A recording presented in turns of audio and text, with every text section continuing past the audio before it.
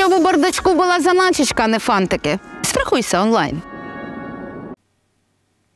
За 2 тижні Авдіївського наступу варто було чекати зменшення ворожих штурмів, але цього не відбувається. Попри шалені втрати, росіяни продовжують сунути на місто. Про сірі зони і складні бої говорять аналітики Deep State. Про ворога, який під страхом розстрілу вже без логіки намагається штурмувати під Бахмутом, говорять бійці гвардії наступу. Про Путіна, який міг опинитися за крок від пекла, і його двійників П'ятому каналу розповіли ветерани американської розвідки. Скільки мільйонів доларів ЦРУ вклало в ГУР та СБУ. Більше про події 607-го дня Великої війни з Росією дивіться у матеріалі Олексія Пасака.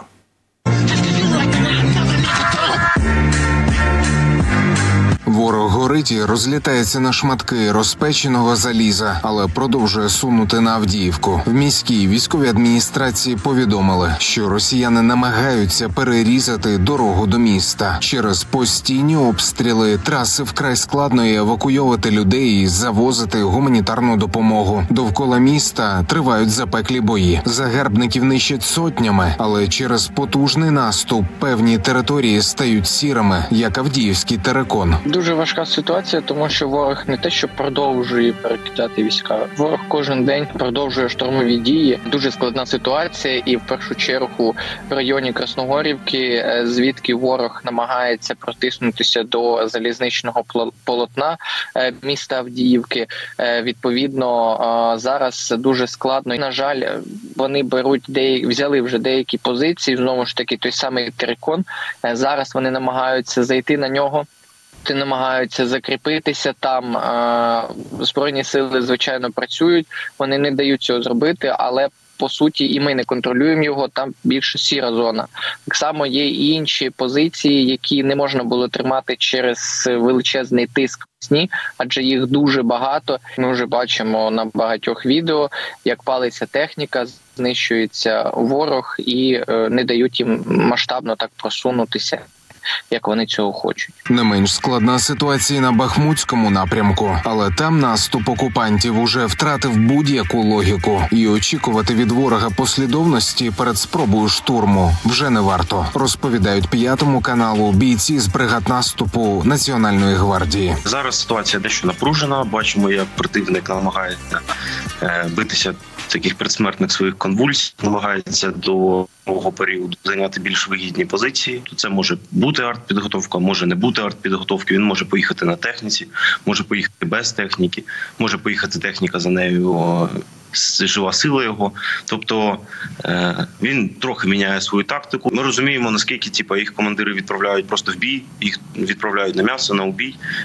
Вони йдуть, отримують, так би мовити, по саму балалайку, вертаються, і ті ж самі люди через годину знову йдуть пробувати штурмувати наші позиції. Я впевнений, що їх просто заставляють це командири, у них нема вибору.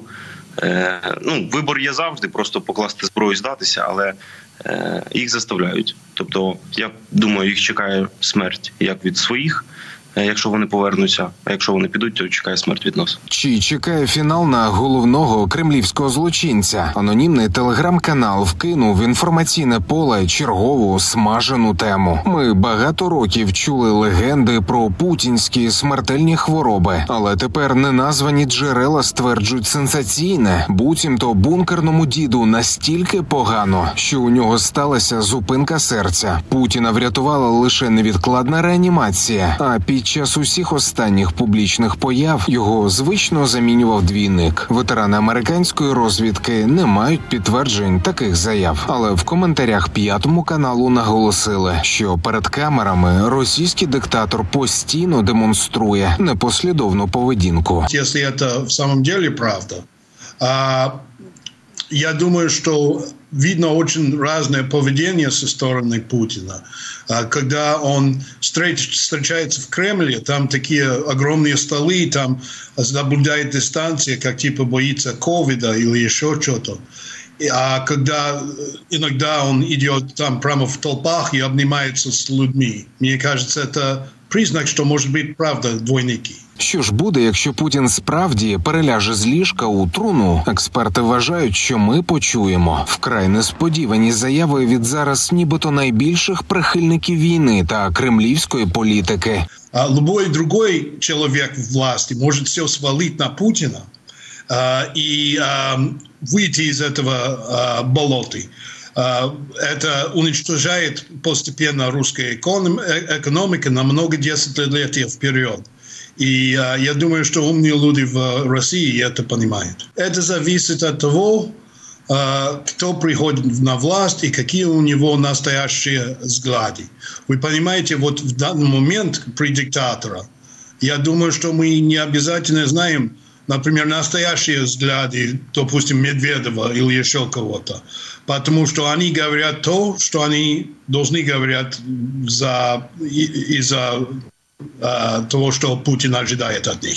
Тобто ми не знаємо їх настоящі взгляди. Ми також небагато знаємо про наш український Моссад з міцною підтримкою США. У новій статті від видання «Вашингтон-Пост» пишуть про десятки мільйонів доларів, які ЦРУ від 2015 року вклало в СБУ та ГУР. Кажуть, нині українські спецслужби отримують усю можливу інформацію від партнерів і можуть здійснювати зухвалі операції на своїй і на чужій території. Стверджують, що саме СБУ, зокрема, причетна до ліквідації російських пропагандистів Владлена Татарського та Дар'ї Дугіної. А ще саме завдяки отриманим від союзників даних українські спецслужби були за крок від ліквідації начальника російського генштабу Валерія Герасимова. Керівник Служби безпеки Василь Малюк у коментарі ЗМІ зауважив: усі цілі України є законними, а справедливе покарання наздожене всіх воєнних злочинців та зрадників. А що кажуть у ГУР? В ГУР показують, як працюють їхні підрозділи. Лимансько-Куп'янський напрямок залишається гарячим, а бійці Кракена напевно знають, коли настає час випускати вогняного монстра української артилерії.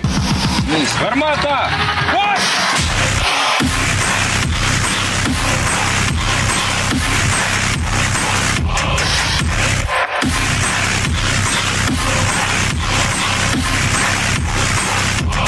Олексій Пасак, 5 канал.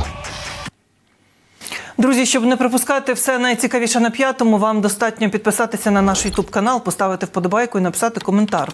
Так ви зможете бути активним глядачем наших етерів, і нас буде бачити усе більша кількість користувачів YouTube. Виключно про фронт, про наступальні та оборонні дії говорили на засіданні Ставки Верховного Головнокомандувача. Також отримали інформацію про ситуацію на фронті і дали доручення військовим та розвідці. Фронт, Авдіївка. Особливо вдячний воїнам на цьому напрямку. Стійкість там – це сила для всієї України зараз. Мар'їнка, інші Донецькі напрямки, Лиман, Куп'янськ. Дякую, воїни. Окремо Південь, Запорізька область, Херсон та область Одеса. Звичайно, наш державний кордон, схід, північ. Укріплення кордону. Постачання боєприпасів на передову, зокрема, наше постачання українське виробництво. Окупанти не припиняють спроби відтіснити українське військо поблизу Кліщіївки Донецької області. Проте всі спроби загарбників марні, звітують у Генштабі ЗСУ. Не мають росіяни результату на Авдіївському напрямку. Там наші захисники відбили понад десяток ворожих атак. Також українські бійці продовжують стримувати ворога на Мар'їнському напрямку. Загалом протягом доби відбулося майже 4 десятки бойових зіткнень. Авіація Сил оборони 7 разів ударила по місцях зосередження особового складу московитів, а підрозділи ракетних військ та артилерії знищили 8 артилерійських засобів супротивника, понтонно-мостову переправу та станцію радіоелектронної боротьби.